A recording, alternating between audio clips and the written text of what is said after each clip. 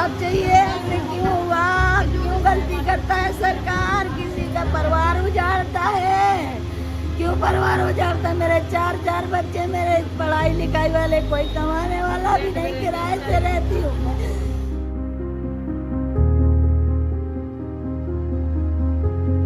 इस वक्त मैं दिल्ली के इंदिरा गांधी इंटरनेशनल एयरपोर्ट के बाहर खड़ा हूँ, जहाँ पर 28 जून की सुबह करीब 5 बजे इसके टर्मिनल नंबर 1 के छत का एक हिस्सा भारी बारिश की वजह से कोलैप्स कर गया। सिर्फ छत ही नहीं गिरा, उसके साथ पिलर भी गिर गए और इसकी चपेट में छत के नीचे खड़ी 4 गाड़ियाँ आई, जिसकी वजह से 8 लोग घायल हो गए। वहीं एक व्यक्ति की मौके पर ही मौत हो गई। आप मेरे पीछे ये जो देख रहे हैं, यही टर्मिनल नंबर 1 है और ये जो मैं आपको दिखा रहा हूँ, यही वो हिस्सा है जो सुबह कोलैप्स कर गया था। यह सुबह के टाइम का वीडियो है और आप देख सकते हैं कि इसमें छत से किस तरह से पानी टपक रहा है और उसके बाद जब छत कोलैप्स हो गया तो कैसे उसकी चपेट में गाड़ियाँ आई हुई हैं।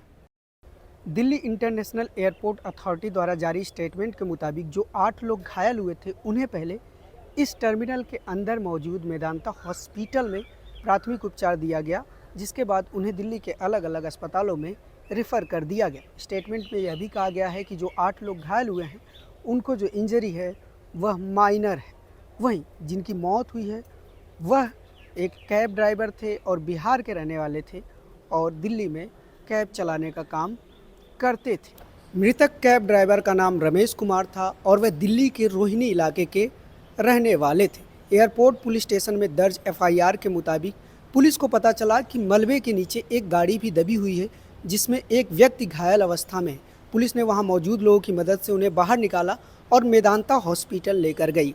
जब पुलिस रमेश कुमार को मेदांता हॉस्पिटल लेकर गई तो वहां के डॉक्टर्स ने चेकअप के बाद ब्रॉड डेड डिक्लेयर कर दिया, यानी कि पुलिस जब उनको लेकर हॉस्पिटल पहुंची उससे पहले ही उनकी मौत हो चुकी थी।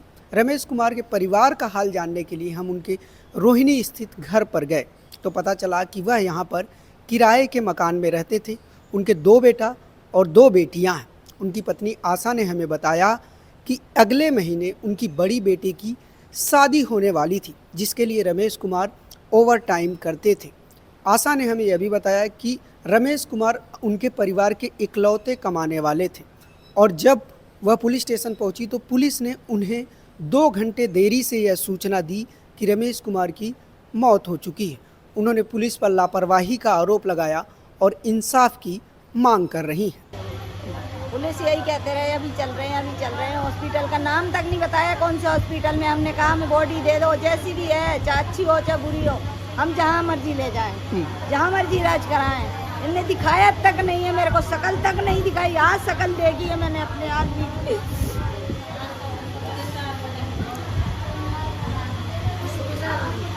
आज अलाउ किया आपको शक्ल देखने? आज दिखाई है मिट्टी में। उस दिन मैंने बोला मुझे मिट्टी देखनी है, कैसी है कैसी नहीं। हमारा जैसा उपाय चलेगा, कर्ज लेके करेंगे, इलाज करवाएंगे, सही हो जाएगा। इनने कोई यानी पैसा नहीं दिया कि हाँ आज सही है कि नहीं है। छिपाई है बात पूरी। पुलिस वालों ने भी छिपाई। मैं केस डालूंगी पूरी अच्छी तरह से। मेरे को तो इंसाफ चाहिए। मेरे 4 बच्चे हैं, कमाने वाला कोई नहीं था। मेरा एक ही था कमाने वाला, जिसने पुलिस वालों ने छीन लिया।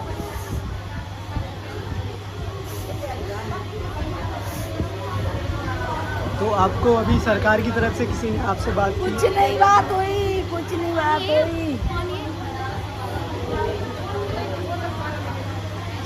इंसाफ चाहिए। ऐसे क्यों हुआ? क्यों गलती करता है सरकार? किसी का परिवार उजाड़ता है, क्यों परिवार उजाड़ता है? मेरे 4 बच्चे, मेरे पढ़ाई लिखाई वाले, कोई कमाने वाला भी नहीं, किराए से रहती हूँ मैं। क्यों ऐसे कराए? गद्दारी करते हैं। लड़की की शादी करनी थी, अगले महीने करनी थी मुझे लड़की की शादी। अब कैसे करूँगी? मेरा कौन है कमाल वाला? मेरी जवान लड़की बच्चे बैठे। गलती सरकार की है, गलती सरकार की है। इतना बड़ा सरकार की पूरी है। सरकार ने कर दिया, बताया झूठ बोल रहा है। मेरे को तो इंसाफ चाहिए। मेरे बच्चों को नौकरी चाहिए। मैं बच्चों को इलाज बना रही थी। यही वह शमशान घाट है जहां पर रमेश कुमार के पार्थिव शरीर का अंतिम संस्कार किया गया। जब मैं यहाँ पर पहुँचा तो यहाँ पर उनके बड़े बेटे रविंद्र भी मौजूद थे। हमने उनसे बात करने की कोशिश की तो उन्होंने बात करने से मना कर दिया। उनका कहना है कि उनके पिता के मौत का जिम्मेदार इस देश की सरकार, पुलिस और मीडिया है। वहीं रमेश कुमार की पत्नी आशा ने हमें बताया कि रमेश कुमार 28 तारीख की सुबह से एक दिन पहले यानी 27 तारीख की शाम को ही घर से निकले थे। चूँकि बेटी की शादी थी और परिवार में वह इकलौते कमाने वाले थे, इसलिए वह ओवर टाइम करते थे और 27 तारीख को शाम को वह घर से 5,000 रुपये भी लेकर निकले। उनके पास एक फ़ाइल होती थी जिसमें वह पैसे रखते थे। उनके साथ एक मोबाइल फ़ोन भी था। लेकिन आशा ने हमें बताया कि इनमें से कोई भी चीज़ अभी तक पुलिस ने उनके हवाले नहीं की है। घर से लेके गए थे, वो भी नहीं मिले। अच्छा, कैब में उनके पैसे थे, वो लेकर गए थे। जेब में डाल के लेके गए जेब में थे। डाल के लेके गए थे। ना फोन मिला, ना कुछ कागज मिले, कुछ नहीं दिया। अभी फ़ोन भी नहीं दिया गया। नहीं दिया, पुलिस ने कुछ भी नहीं दिया। पर्स कुछ भी नहीं दिया। पर्स नहीं था उसके पास, तो कागज की फाइल रहती थी पूरी, उसी में डाल के रखते थे। वो फाइल भी नहीं दिया। नहीं, कुछ नहीं दिया, सब दबा के रखा हुआ है। किसी से इतना फालतू बात भी नहीं करते, न किसी से लड़ाई, न किसी से झगड़ा, कुछ नहीं था इनका। एकदम सैंपल रहते थे, न पीना ना खाना, कुछ नहीं। कोई अमल नहीं था इनके साथ, बस मजदूरी से मतलब था इनको, किसी से मतलब नहीं था इनको। तो ये कहा जा रहा है कि बेटी की शादी के लिए बेटी की उन्होंने शादी करनी थी, बेटी का रिश्ता पक्का हुआ है, बेटी की शादी करनी थी। पहले बेटी की करना चाहते थे लेकिन बेटी की कैंसिल कर दी थी।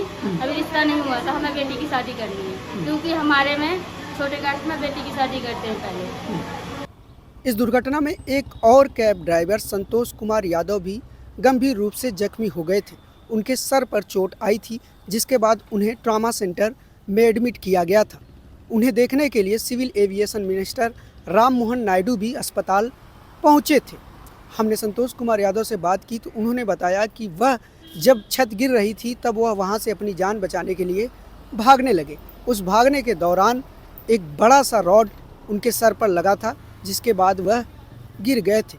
वहीं इस घटना में एक और हाउस बॉय जो कि दिल्ली एयरपोर्ट पर ही काम करते थे, अरविंद, उनको गंभीर चोट आई है, उनको स्पाइनल इंजरी हुई है और उन्हें ईएसआई हॉस्पिटल में एडमिट कराया गया है।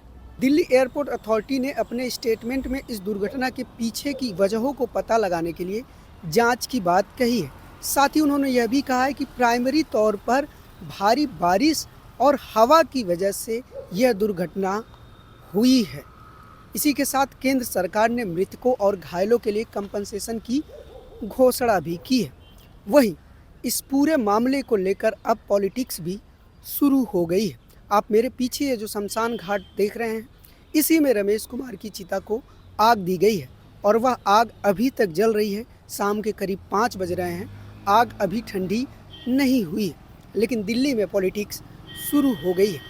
कांग्रेस ने इस घटना पर सवाल उठाते हुए कहा कि मार्च में प्रधानमंत्री मोदी ने इस एयरपोर्ट के टर्मिनल 1 का उद्घाटन किया था। उन्होंने चुनाव के मद्देनज़र जल्दबाजी में इसका उद्घाटन किया क्योंकि इसका काम पूरा नहीं हुआ था, जिसकी वजह से यह घटना हुई। जिसके जवाब में civil aviation minister Ram Mohan Naidu ने कहा है कि प्रधानमंत्री मोदी ने टर्मिनल 1 के जिस पार्ट का इनॉग्रेशन किया था वह पार्ट नहीं गिरा है, बल्कि वह पार्ट गिरा है जो 2009 में बना था, यानी कि कांग्रेस के टाइम में बना था। लेकिन इस एयरपोर्ट को मैनेज करने वाली, मेंटेन करने वाली जो अथॉरिटी है GMR, उसकी वेबसाइट पर प्रधानमंत्री मोदी ने जब टर्मिनल 1 का इनॉग्रेशन किया था, उसको लेकर एक वीडियो है जिसमें यह दावा किया गया है कि टर्मिनल 1 अब पहले से बेटर और बिगर है। तो ऐसे में सवाल ये उठता है कि अगर टर्मिनल 1 को दोबारा से बनाया गया, उसके एक हिस्से को, तो उसके दूसरे हिस्से को तभी क्यों नहीं बनाया गया? अगर मरम्मत की ज़रूरत थी और किसी तरह के स्ट्रक्चरल ऑडिट की ज़रूरत थी तो उसको तब क्यों नहीं किया गया? क्यों नहीं सिक्योरिटी चेक किया गया ताकि इस तरह की घटना से बचा जा सके? क्योंकि ये सारे सवाल उठाए जाने चाहिए, इसलिए हम उठा रहे हैं। हालांकि इसको लेके पॉलिटिक्स तो चल रही है, लेकिन एक सवाल हम भी करना चाहेंगे जो मृतक रमेश कुमार की पत्नी कर रही हैं कि आखिर इस मौत का जिम्मेदार कौन है? न्यूज़ लॉन्ड्री के लिए अनमोल प्रीतम, रोहिणी, दिल्ली।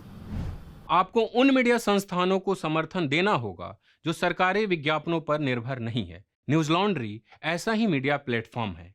हम किसी से विज्ञापन नहीं लेते। न्यूज़ लॉन्ड्री को सब्सक्राइब करने के लिए newslaundry.com/subscription पर जाएं और अपने मन मुताबिक राशि चुनें। न्यूज़ लॉन्ड्री को सब्सक्राइब करें और गर्व से कहें, मेरे खर्च पर आजाद हैं खबरें।